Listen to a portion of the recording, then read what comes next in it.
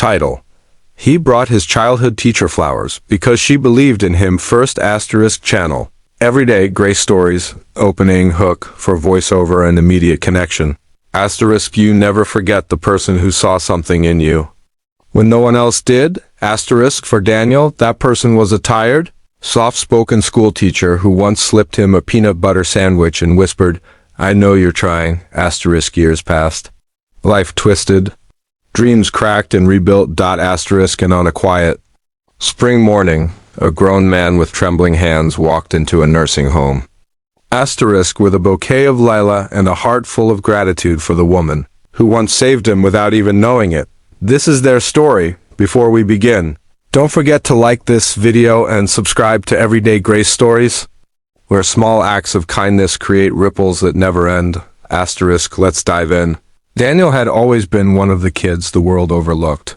Asterisk, he was the boy who sat at the back of the classroom, the one with scuffed shoes, mismatched buttons, and a lunchbox that was always empty. Asterisk, the boy whose homework came in crumpled pages, and whose eyes carried a weariness far beyond his years. Asterisk, at just 9 years old, Daniel had already learned the harsh mathematics of survival. Asterisk, if you kept your head down, people stopped expecting. Asterisk, and if people stopped expecting, they stopped being disappointed. Most teachers let him be invisible, but not Mrs. Jennings. Asterisk, she was nothing like the others.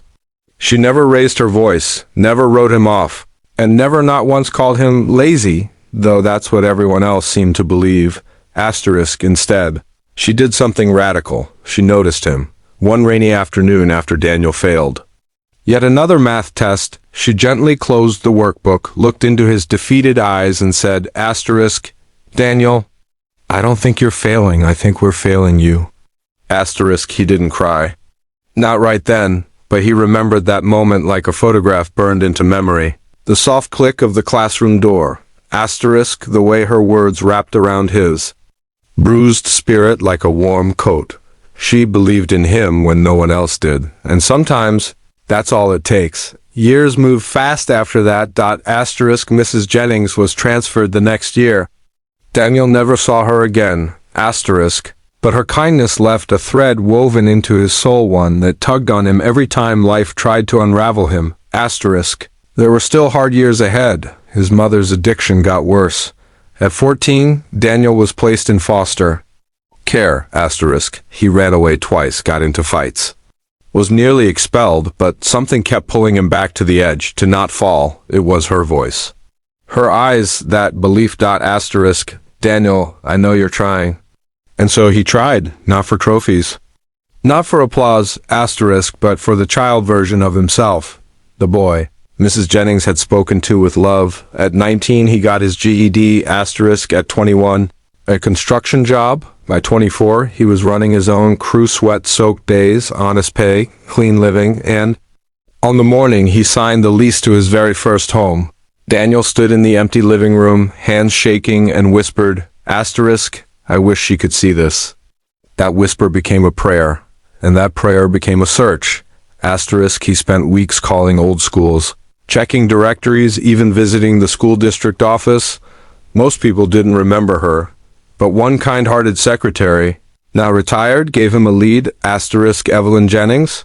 She might be at Rose Hill Senior Living now. I think she moved there last year. Daniel didn't hesitate. Asterisk, the day he went to see her, he stopped by a small flower shop and picked out Lila, her favorite. He remembered that from a classroom art project. Asterisk, draw your favorite flower.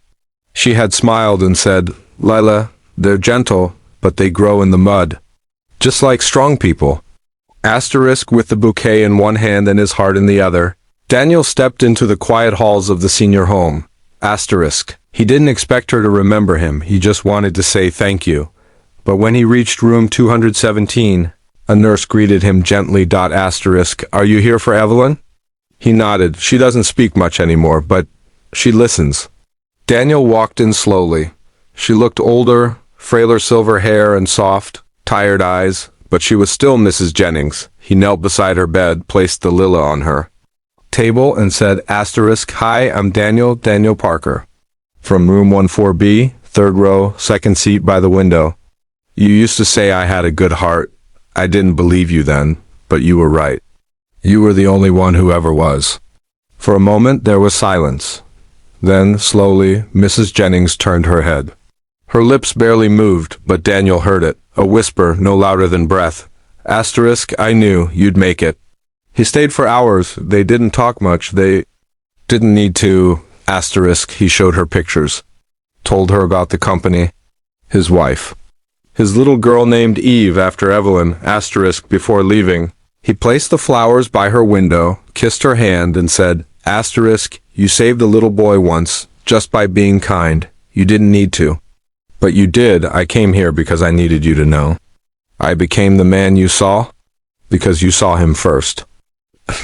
Closing message for voiceover. Sometimes we never know the lives we touch. A word of encouragement, a soft tone. A sandwich on a rainy day. Asterisk, Mrs. Jennings never set out to be a hero.